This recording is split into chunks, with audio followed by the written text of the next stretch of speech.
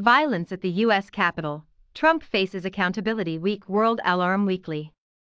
As outgoing U.S. President Donald Trump enters the final week of his divisive and troubled presidency, Democratic Party congressmen in the U.S. House of Representatives are embarking on an accountability week to hold him and their Republican Party opponents accountable for fueling extreme right-wing conspiracy theories about the 2020 presidential elections.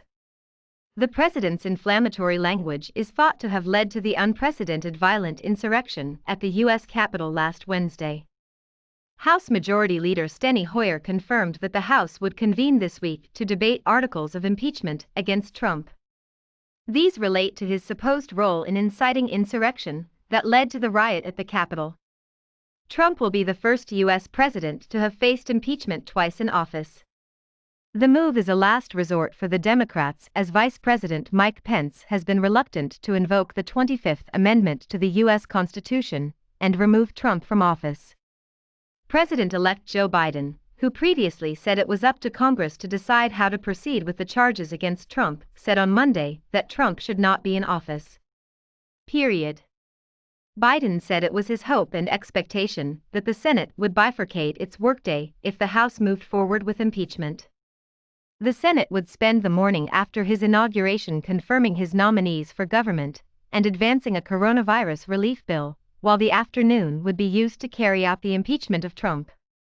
Trump might also face criminal charges from different federal courts. Washington, D.C. Attorney General Karl Racine said he might bring charges against Trump and others for inciting the storming of the U.S. Capitol. Clearly, the crowd was hyped up, juiced up, focused on the Capitol, and rather than calm them down, or at least emphasize the peaceful nature of what protests need to be, they really did encourage these folks and riled them up, Racine said of Republican lawmakers, Trump, and Trump lawyer Rudy Giuliani. The rapid events and chaos in America left the world shocked and in disbelief.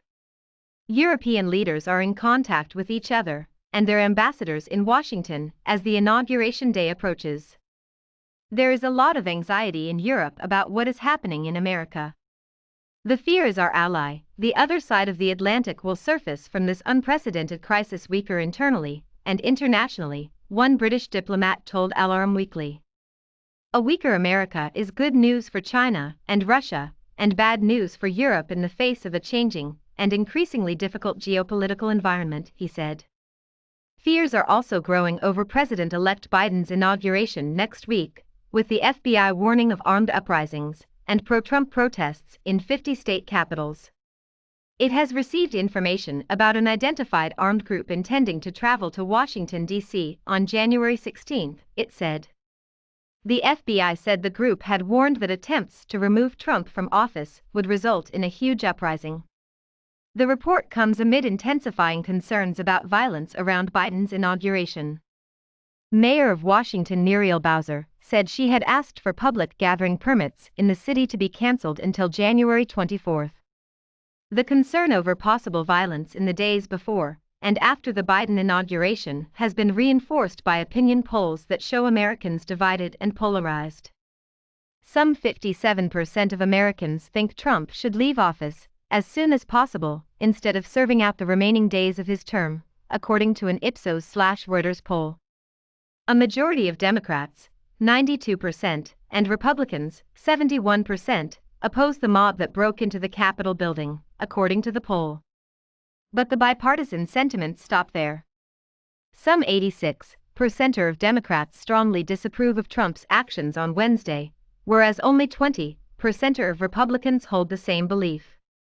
And while 88% of Democrats want Trump to leave office as soon as possible, 77% of Republicans want him to finish his term. With Trump's base still behind him, the future of the Republican Party after his presidency is at stake, with many asking how to rescue it from division. There are increasing calls in the party to cut links with Trump. It is time to expand the ranks of the adults in the Republican Party and retake it from those who continue to embrace anarchy, nativism, cronyism, and this ugly form of populism. The image of a rioter walking through the Capitol carrying the Confederate battle flag has indelibly stained the national psyche, said Republican Senator Lisa Murkowski. He's either been golfing or he's been inside the Oval Office fuming and throwing every single person who has been loyal and faithful to him under the bus, starting with the vice president. He doesn't want to stay there. He only wants to stay there for the title. He only wants to stay there for his ego. He needs to get out. He needs to do the good thing, but I don't think he's capable of doing a good thing, she said. She was the first Republican senator to call on Trump to resign. But Republican Senate Majority Leader Mitch McConnell and other Republican senators declined to endorse invoking the 25th Amendment to oust Trump because of fears of the voters who voted for Trump a few weeks ago. This places the party in a major political and ethical dilemma, and there are major divisions over how to deal with it. U.S. Representatives Liz Cheney and Adam Kinzinger and a growing number of senators stepped up in defense of American values. They now must redefine the GOP as a party based on principles and ideals and move away from being driven by loyalty to one terribly flawed man, wrote Charlie Dent, a former Pennsylvania congressman in the UK Financial Times. Social tolerance, constructive engagement on the international stage, rejecting cronyism, embracing free markets with reasonable and modern regulation are good places to start. Advancing center-right policy solutions on issues outside the GOP's comfort zone, such as climate change and immigration, will send a message of seriousness, he said. The suggested new platform for the Republican Party is attractive enough, provided the party can unshackle itself from Trump. Even Biden has called for the Republicans to break free from Trump, saying it was necessary to have an opposition that's principled and strong. I think you're going to see them going through this idea of what constitutes the Republican Party, Biden said. The diminishing of the Republican Party is alarming even for figures working close to Trump. Power has slipped away from the party amid the disaster of last week's Capitol riot, according to Alan Dershowitz, the lawyer tipped to defend Trump if he is impeached for a second time. Dershowitz told the BBC he believed that Trump's address to the crowds in Washington last Wednesday was constitutionally protected, adding that he had the right to do it, but that doesn't make it right. It would be nice to hope that January 6th will be an inflection point, a transformation causing a rethink of who we are and where we are going. But COVID-19 makes me wonder whether there are any truly transformative moments we experience and perceive in the same way that can produce real change, warned Aaron David Miller, a senior fellow at the U.S. Carnegie Endowment and a former State Department Middle East analyst.